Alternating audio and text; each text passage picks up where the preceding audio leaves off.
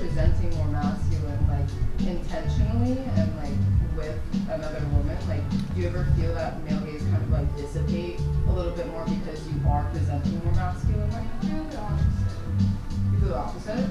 Yeah. Okay. From like the type of person that's like perceiving me, but it feels like the opposite.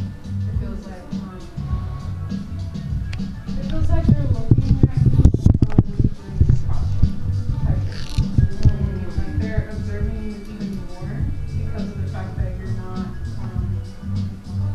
because you're not conforming. Like you're being put in a spotlight. I was kind of gonna say, like, going off of what Justin was saying, how sometimes, like, dressing outside of the binary can, like, make you feel sexy. Like, I don't know, sometimes, like, sexualization doesn't always have to be, like, my tits are out, even though I love having my tits out sometimes. Other times, like, I feel really hot when I am dressed, like, more masculine and, like, I'm fully covered, and I think it's because you have, like, the autonomy to be making, like, that choice, and, like, you know that you're, like, putting yourself in a different box. Asterisk, it is not as violent as a man. Oh, of So, course. yeah. Oh, But yes, yeah. but yes. I think sometimes I feel more sexy when I dress more masculine because I feel more comfortable with that comfortability allows me to express that sexuality. I feel like for all of us, just loving clothing, I think having the freedom to be able to do whatever it is that you want to do is the part that is so exciting. And sometimes, you know, if you want to feel sexual, if you want to feel whatever, I think sometimes it's just fun. You're just like I get to be who I want to be, and that is sexy, and that is wonderful, and that's like great. But I wanted to go back to what you were saying about appreciation and how that can make you feel sexy. I feel like when I'm in a space with people where I can be half naked and there's nothing anyone will say about that to me because I feel so comfortable and safe, that has given me the ability to have appreciation for myself and my body because it's no longer something that someone looks at and decides face value who I am and what I'm about. And instead I can be art and I can just explore and have fun with what I like and what my body is and how that plays into what fashion means for me. And in that way, that's how I'm able to sexualize myself and play with that idea of admiration for myself and for the different things that I like to do to be sexual. You also I wanted to know, are there any Spanish speakers in here? Growing up, was marimacha an insult? Because it was an insult. All of the Hispanic culture is very misogynist. Right, because when I was little, the tomboys, we were friends with her. It wasn't like an insult. But then I grew up and I said marimacha and I didn't know it was an insult. And I was like, oh shit. But, so I was wondering, is it always an insult? Or can it be endearing, culturally? I think one thing about Spanish and like Hispanic cultures is that a lot of Wait, things. sorry. Can you give us context about like what that word means? So, from my perspective, because I didn't speak Spanish, but I lived in the hood, and all my friends didn't speak English. And it was a girl who always played soccer with us. Her name was like Mari Lali, but they would call her Mari Macha, but like not in an insult. It was almost like her nickname, but she was very like, she would dress masculine. Do not know if she was gay or not. Is it like a tomboy? It's like dyke maybe. Oh, okay, so it's like stud or dyke. Oh. Yeah, but what I was gonna say is like a lot of the time in just Spanish speaking in general, there's a lot of words that translated directly to English would be very offensive in our American culture or English speaking culture, but when said in Spanish it's not, and it is used as a nickname. So like that's I think where the lines can get blurred, because there's also an equivalent to the N-word in Spanish. Am I out there, It's an endearing term. Oh. Even if you aren't, like, it's just, or like you can call people like what's the equivalent of like fat, but it's also an endearing term. Like gordita and stuff? Yeah, like gorda. Or like it's te crees muy mueve, like that's playful. Like, exactly. but it could be very playful, rude. But it's like blurred, especially if like someone's specific language. At pinche, yeah, like, oh, okay. That's just Thank you. from colonialism and violence from that, and all Latin America has that, and that's why the language is like that, derogatory, even endearing,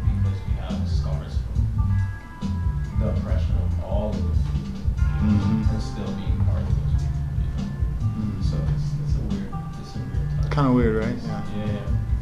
I just wanted to reply back to you. So with the point of like diving with like appreciation, I feel like when you wear an outfit and to yourself when you look at it, you're like, oh, I appreciate how I look. I think I look good, and like that is healthy. Like it's in a way healthy sexualization. You're like looking at yourself and you're happy with how you look. You're satisfied with how you look. Like you desire that you look that way. But I think other people, typically like with girls, like if you're wearing something revealing, if you're wearing something that would be considered like sexualized, with girls, they would be like, oh, you look so good, you look so hot. It's an appreciative way. There is no like threat from the way they perceive you typically. Like you feel safe with them. And that's why I feel like with them, the sexualization tends to be like appreciation.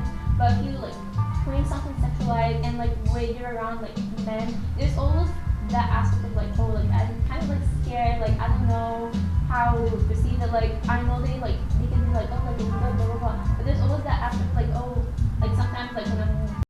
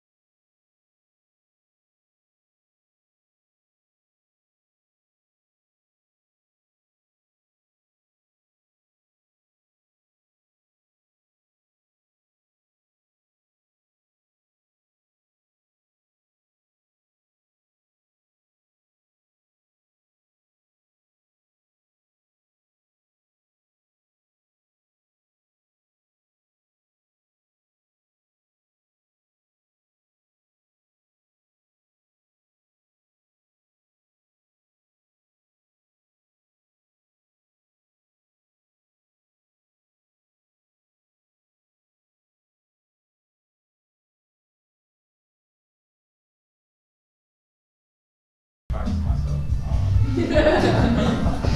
Like when you mentioned like the what's it called type of shirt, the see-through type of shirt. Yeah. When I wear that, I'm like, God damn. But yeah, I think I definitely sexualize myself. I want to be sexualized. But I'm also like, damn, it feels like a guilty pleasure because it seems like something women can't seem to enjoy because it's something that's pretty dangerous. It's from the male gaze. Yeah. My question for you though is because you're a black man, correct? Yes. Okay. So do you ever feel as if other women sexualize you because of what being a black man stands for? Like this idea of like jungle fever or this idea that you're more I don't really know what the best word for it is, but do you ever feel that sexualization coming from women on that standpoint of just kind of seeing you and then having this preconceived notion of who you are based on the color of your skin and how you act? Honestly, not as much. Because it's like, I'm also like, what is the concept in which in mind they have of the black male? Like, what do they think? I have no idea. It's interesting. So not necessarily everybody. This is more so just kind of like a general like idea. But I've had a lot of people, mostly people who are not people of color, talk about how they see black men or want to have an experience with a black man because yeah, or just like this idea that like, oh, you know, they're wild and they're this and they're that, and they always use like, oh, I have jungle fever, and this idea of like comparing black men and black people to like monkeys. So this is more so just a question of like, do you ever feel like people look at you and sexualize you in that way based on just honestly, I now that you say this, now I'm like thinking of it, but I don't think in the moment I've had a moment where I'm like, that's the way in which they're about in high school? Yeah, High school.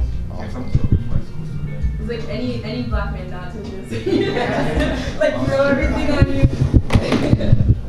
I think during high school was a little complicated for me. So like I was an athlete, so I played football and I was really good at it. So it's like I had that mixed in with it. So I'm not really sure if like it was because I was really good at football or if it was because I was a black person. That's a good question. I'll come back to it next time. Alright, I think we can segue to the next topic. If y'all are feeling this one, if not, we throw something else. But this is just something I don't know the answer to, so I'm curious to see if anyone feels the same way. But how do we characterize the style like in this city? I feel like every other major city in the U.S. has a style that they can characterize and place the people in that region, and I don't really feel like we have that. How do you guys feel? I agree. You disagree? Yeah, I'm not from here. I'm from Virginia. I'm from the DMV, but I've been here for like almost 10 years, and I can see the like different parallels from just being in the DMV to being here to Cali. Like I can see the like difference, and honestly, it's sitting on the couch. You two right now with like your pants and your shoes, like that, I feel. This is the meeting side. Yeah, they're like I feel like your moves are really. I think like a Western style. Yeah, I feel like that's like a really big part of like Phoenix is the denim and the white socks and the shoes. I feel like that's really important. Also, jackets. Surprisingly, I feel that a lot of people do like jackets in this strong ass heat. Like maybe fit it down with a jacket. And sometimes even like not even clothing. Sometimes it's like a big ass water bottle or like your hat or something like that. Like I feel like that's also another thing in Phoenix. It's like a hat, the shoes, the denim, and the big ass water bottle. So I feel like we definitely have like Well, I also kind of feel like though, like that, like styles in certain cities, just not even in Phoenix, but New York, LA, like I feel like they're all sort of disappearing too, just because of like globalization. Like you can see like literally what everybody is wearing. Like you go on TikTok and like you can literally see what everyone's wearing. So I think in a sense, like we're kind of losing that like characteristic that's like exclusive to like a city because you can mimic that anywhere in the world and in any cities. I agree, but I think when you're in it, like I think there's two things to consider. One, though, we're on the West Coast, just like you had mentioned, like the kind of cowboy Western, like vibe gets played up like a lot, especially. Yeah, especially like in the Southwest, right? Like. Well, I think there's like an aspect to it where it's like you live that lifestyle. It's Right. not just the clothes, like you actually buy horses, No, like, yeah, the farm, and then you seriously. actually have to wear. Like if I'm gonna be in a haboob today, like I Yeah, exactly. It's So good. like, but in terms of like just participating in fashion and like fashioning these like workwear stuff, like I think it's kind of disappearing. It's disappearing because it's just kind of everywhere, all at once. You know. I think, okay, this is a great segue to a different thing. I just want to put one thing out there contextually. Phoenix's population is like predominantly seniors. Like we're a retirement state, and like people who create a characterized style are young people. And like, which are us in this room, but like still on the being on the West Coast, like I'll wear a coat like this or a hat like this, or even a button down. It's like, oh, like you're not from here.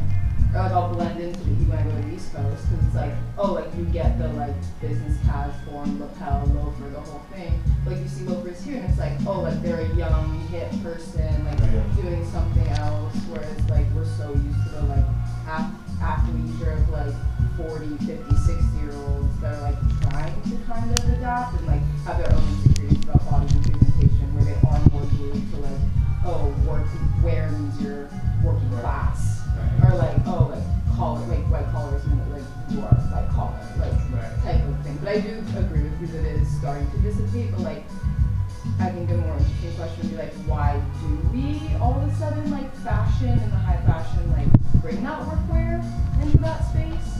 Like, why are we doing that? Like, why are we taking on those lifestyle things? Like the rich dressing the poor kind of thing? Yeah, like, you know, Carhartt was like, this is like the oldest, like everybody's so sick of Like, Carhartt. Like, I we're know. Yeah, right, no, seriously, but like Carhartt was like very infamously for the rednecks on the farm. Yeah. You know what I mean? And now you see young men collecting collabs with Carhartt that are like really, that are like hype piece like level, and then tying back into like boyhood, and like if they were out doing young things, like, you know, their chores were like milking the cows, whatever the fuck. My family's from West Virginia, and I like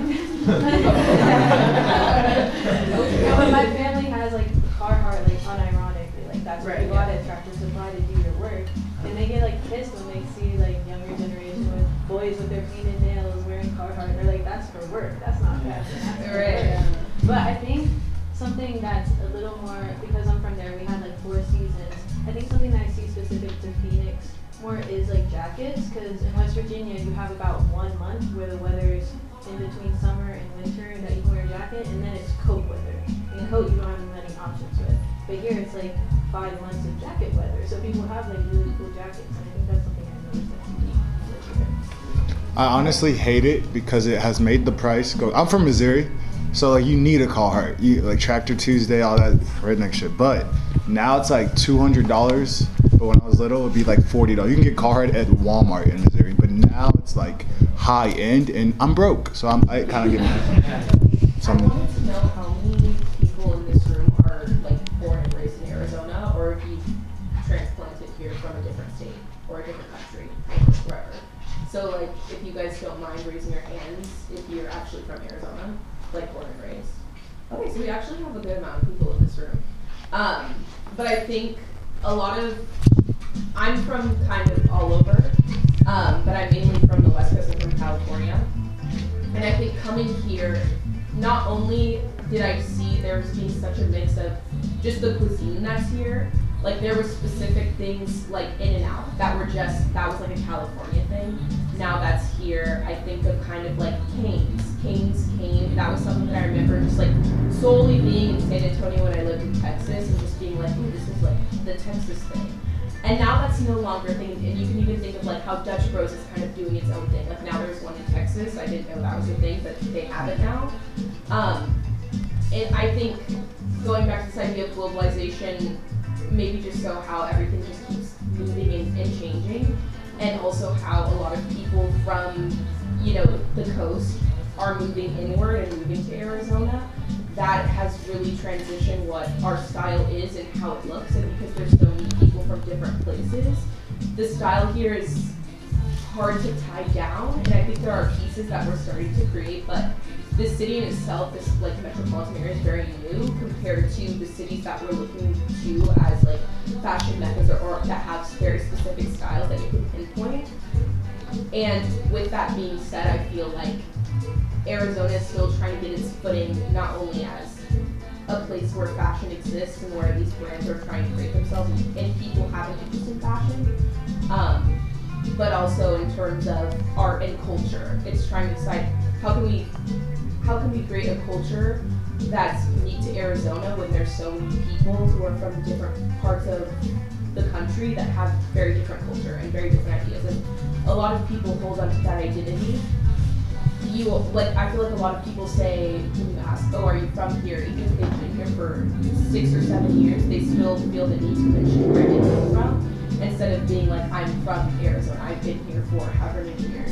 And so I feel like it's really interesting to see, like, when people do feel like there's a style, they feel like there's not a style, because it's still so new that there's so many different things, like, in the water, in the air. I think your point is perfect. I think it's mainly like affected by like how like these cities that used to have their own like specific unique style, like New York, LA, California, they became very expensive and they're having like housing prices, all these things. So they started to like move to cheaper states. Texas has like very like cheaper housing. So I think this is why whatever is happening here is also kind of happening in Texas too. They are very like cheap states, but they're also not the worst states. to go to. Like it's not like Kentucky. So this is why I think there's like this aspect of like a different all different styles. There's not specific like unique characterized like style of Arizona because of all these people coming in. But I think that with all these people coming in, I feel like Arizona is becoming more expensive, and that is affecting how we resourceful we become with fashion. Like for example, you were mentioning this in the beginning. You were trying to like look at your clothes and see how you can create new outfits so that you can like try to save money. A lot of people have been going through their parents' like closets, trying to find all these like different like pieces. They're old, they're free because they're from parents' closets. They're like vintage, they're unique, and you're trying to create all these like outfits out of them. And because a lot of the people in Arizona would do that with their parents' closet, I feel like a lot of like the cowboy aesthetic was very like dominant here, and that is why it's like resurfacing again right now. If that makes sense. So there's also like an aspect I feel like of being from Arizona, you're all because there's no public transport at all. Like you know, light rail's 15 years old. You know what I mean? Like this is brand new. And even before into cities like Tucson or cities in any Arizona city, there is no public transport. Therefore, you have less interaction with human beings at all. You know what I mean? So there's no way to actually come up with what's happening unless you have a physical interaction. And in cities like New York, I lived in New York and Mexico City, and it was like a person was looking at every single type of person on a train, and that's how they were getting inspiration. They were seeing a worker with a Carhartt, and a kid with some running shoes, a doctor with some Asics, you know what I mean? And that's how they were getting inspiration just from all these people around them. And I think that being from Arizona is so isolated in the way that the cities are designed. We have so much space, like front yards and shit, you know what I mean? Like everything, the space is fragmented, therefore all of the styles have been in isolation. Like everybody's been doing isolated things for some reason. And it's really bizarre, like I don't think that there is a Phoenix style. I think even people on the west side that wear their Dickies and their pro clubs still wear them independently differently because it's such an isolated environment. There's no way that you're going to be dressing like another person. You're driving your own car, going to your place, and going back. You know what I mean? It's like some weird stuff. I hate to interrupt this discussion. We're like nearing the end of our night. We could continue on this topic as it's going, or we can move to something else. Up to you guys. Mark, say your piece I first. think there's nothing like a desert winter. I think being from LA and then moving to a real desert, I think I can see the difference in how I dress and how other people dress comparative to the summertime. I feel like this, even just what's happened tonight, I know everybody like going about their pants, their socks, their underwear, and I think for Phoenix specifically, I think the winter really showcases a type of style that's actually bleeding with the new population that's coming up and the natives that have been here as well. Yeah, I think there's a very diverse community in Phoenix that is starting to like pinpoint what this style that is so unique to the area when the winter rolls around, because I feel like that's when we have more options. Yeah. You know, we could kind of like explore different variations. Like maybe I want to wear a summer fit, even though it's going to be like 70, 60 degrees. It's still like it's a good time period that we can all just, you know, explore everything almost. Metropolitan Americana.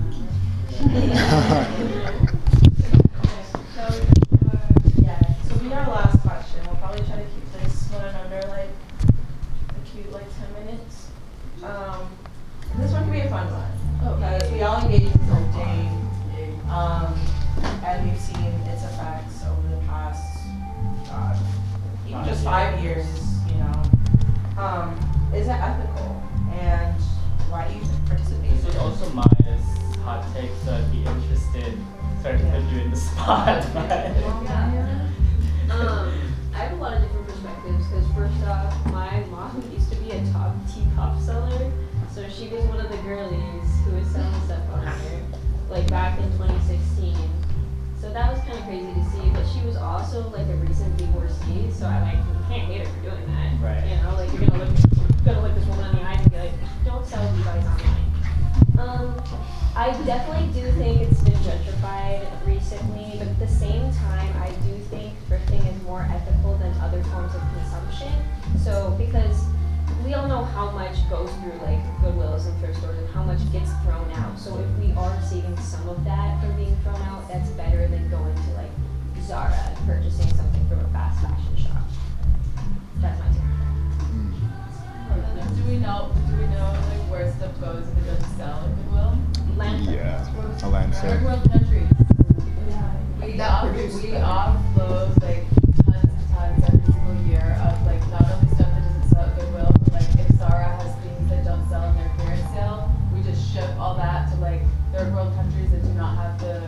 First of all, we're disrupting their ability to have their own garment economies, which in a lot of places like blooming, weaving, stuff like that is like an artisanal practice that could be a way for like nations like that to have their own like economy or their own money off of that. And instead we just like load all this shit onto them and they don't have the means that we might have to be able to deal with it in terms of just like huge masses of basically our trash. So this is the point.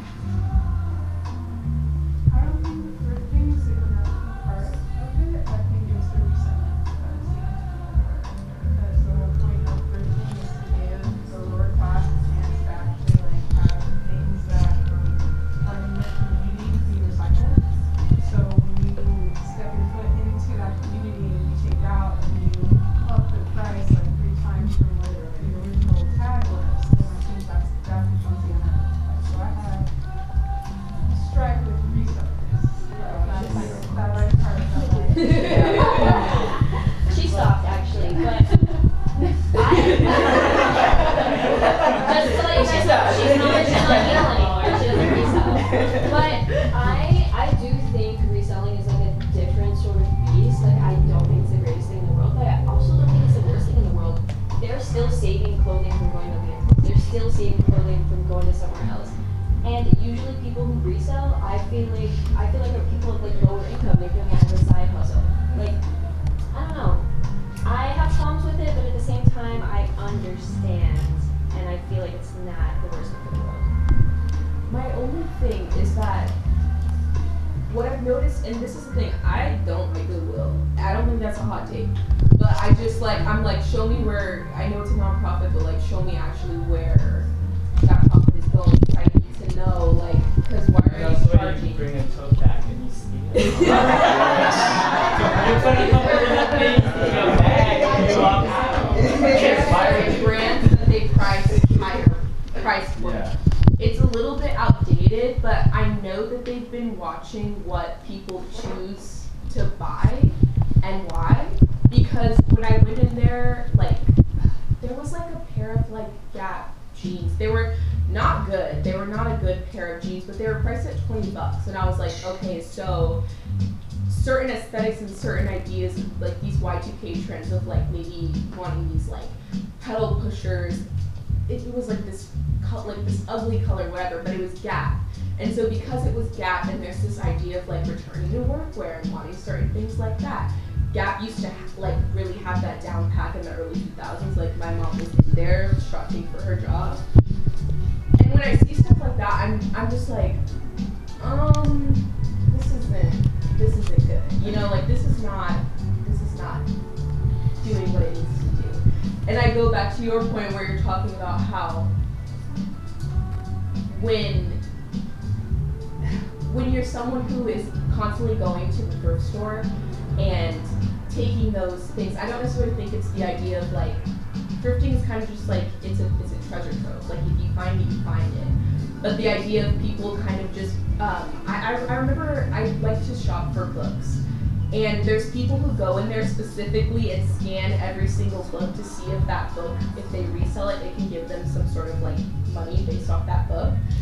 And I just kept thinking like, that's literally sucks. Because it's like, what if someone went in there and was just looking for a certain book and it takes away that ability to find something and be like, wow, this is so amazing, this is so exciting. And for a lot of people who grew up with being in a family that has low income, it was so exciting when you got to see the clothing that you liked in a thrift store and then getting that for like $10. And being like, shit, I would have never been able to even get close to purchasing this on my own because I don't have $50 to buy the original, but I found it. And not only is finding it exciting, but also knowing that you're getting a deal on it and you get to be just like the other people that you want to emulate or that you want to be like. And so like, I think the gentrification of it just makes me feel a little bit sad because I know that a lot of people, especially people who come from lower income families, you know, they have to really hustle. And when you take away that part because you're like, oh, this can sell, and I know this is really popular, and I know this is really popular, it kind of just makes it to where people aren't able to have the same fun. And now a lot of things are, obviously, there was this podcast I was listening to where they were talking about how clothing is obviously not made as well anymore. And so now when we go into thrift stores, there's a lot more to wade through. And when people are picking out those specifically well-made garments or by specific brands, that then also takes away from people who don't have the ability to purchase that like at the original price from being able to have well-made quality garments that are going to last them when those are people who actually need those things because they're not going to have a steady income where they can consistently buy new things. So it's like, yeah, it's like